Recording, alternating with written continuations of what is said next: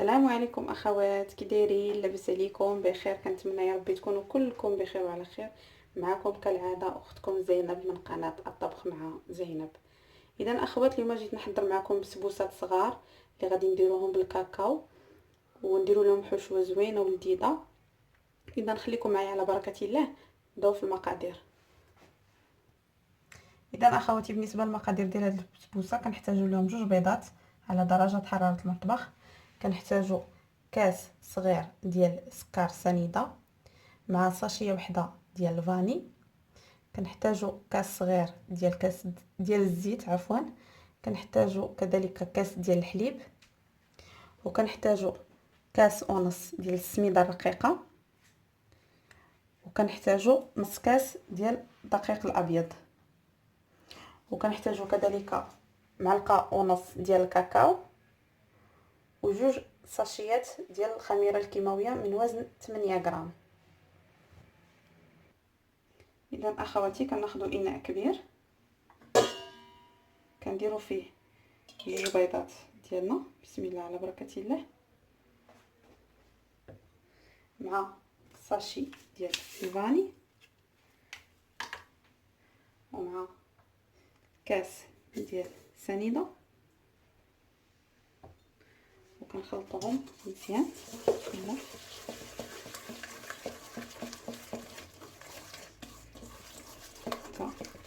كيتجانسوا لينا مع بعضهم بحال هكا. اذا هذا باش كنزيدوا الكاس ديال الزيت، كنستمروا في التحريك.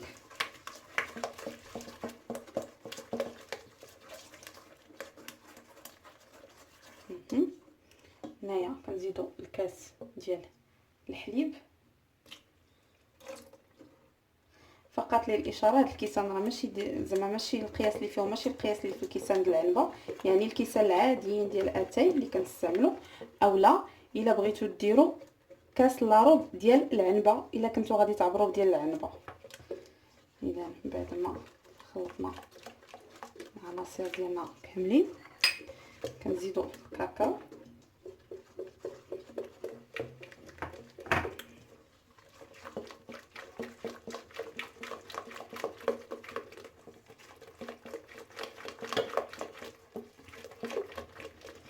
وكنبداو نزيدوا بالسميده ديالنا. هذا الكاس الاول،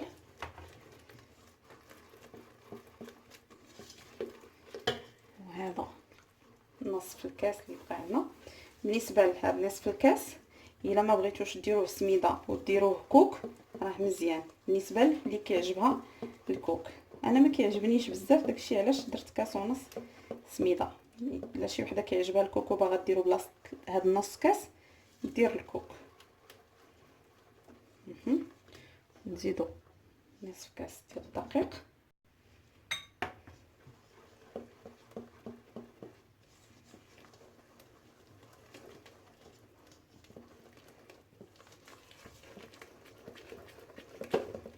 الخليط ديالنا،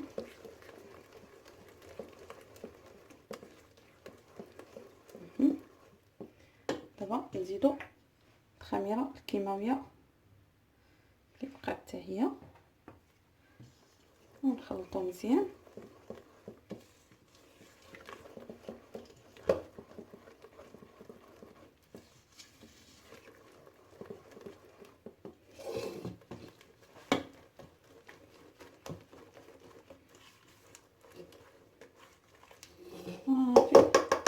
الخليط ديالنا ها هو وجد.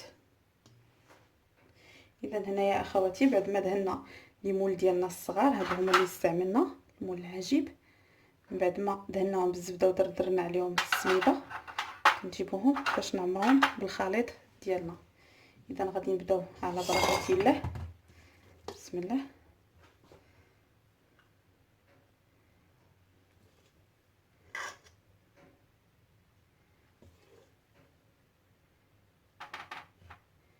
اذا كيجيونا 3 المعالق في كل مول.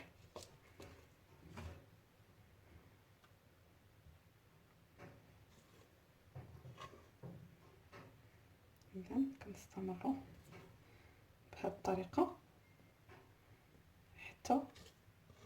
حتى نساليو الليمون اللي عندنا كاملين. اذا حبوباتي من بعد ما عمرنا الليمون ديالنا بالخليط غادي ندخلوهم للفران على درجه حراره 180، نشعلوا لهم غير لتحت لمده 20 دقيقه عاد باش نشعلوا لهم الفوق، ونبقاو نقلبوهم مره حتى نشوفوا البسبوسه ديالنا طابت ونخرجوها. اذا دابا غادي ندوز معكم المرحله الثانيه، هي نحضروا الحشوه باش غادي نعمروا هاد البسبوسه ديالنا ان شاء الله. اذا هنايا اخوات غادي نحضروا صوص كراميل ديالنا اللي غادي نعمروا بها البسبوسه ديالنا من بعد ما توجد. بالنسبه لهاد صوص كراميل كنحتاجوا ليها 250 غرام ديال السكر سنيده، كنحتاجوا ليها 4 المعالق ديال الماء مع 50 غرام ديال الزبده مع 4 المعالق ديال الحليب. دابا غادي ناخذوا كاسرول غادي نديروا فيه السكر ديالنا بوحدو ونديروه على نار هادئه جدا ونخليوه حتى يبدا يذوب ويبدا يحمر لينا ياخذ لينا داك اللون الذهبي ونتلاقى معكم. اذا هنايا اخواتي بعد ما درنا السكر ديالنا في كاسرول ودرنا على نار مهيله ها هو بدا كيتحمر لينا، غنبقاو نحركو نهزو غير الكاسرونه من اليد ديالها ونبقاو نحركوها حتى يذوب لينا كله ونتلاقى نكمل معكم المرحله الثانيه. اذا هنايا اخواتي من بعد ما تحمر لينا السكر ديالنا كله واخا غيقطح لينا شويه الا زدناه الماء داكشي غنديرو غنزيدوه دابا الماء واخا يتحجر لكم ما خفتو والو غادي تبقاو مخلينه فوق العافيه حتى عاوتاني يذوب. بسم الله.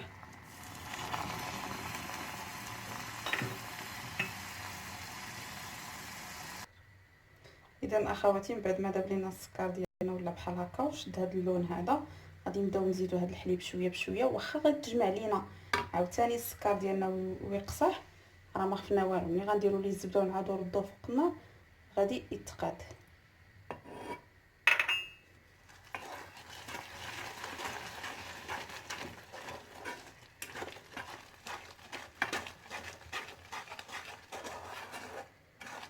كما قلت لكم قبيله نديروا 4 المعالق ديال الحليب.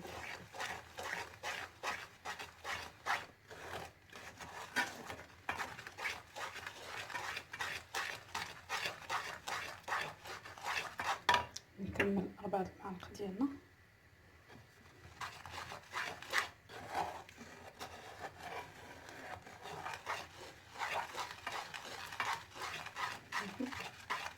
نحركو مزيان.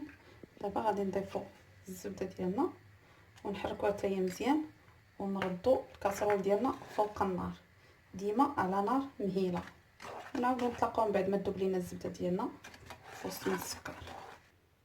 اذا بعد ما كيوجد لينا الكراميل ديالي سيداتي كيولي بحال هكا، الا بقاو عندكم دوك الشوائب كثيره كتاخذوا صفايه وكتصفيوه حتى تتحصلوا على الخليط اللي يكون غير بحال هكا صافي. تناخذوا جوج ديال دانون كراميل اولا ياغورت كراميل جوج بالحجم الكبير وكنديروه على هاد لاصوص اللي وجدنا على هاد الصوص كراميل كنخلطو مزيان.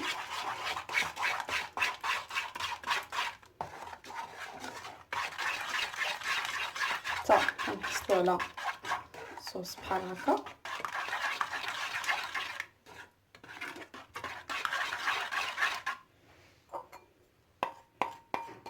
صافي وتنخليوها حتى تتبرد ونزينوا بها البسبوسات ديالنا من بعد ما يوجدوا لينا.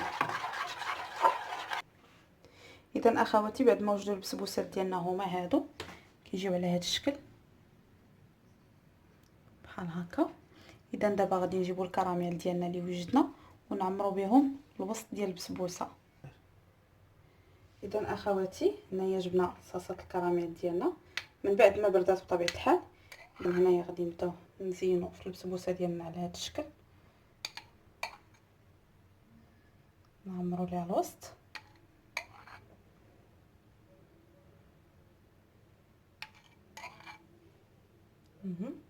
ونبقاو على هذا الحال حتى نكملوا البسبوسه ديالنا ونتلاقاو نشوفوا الشكل الاخير ديالها.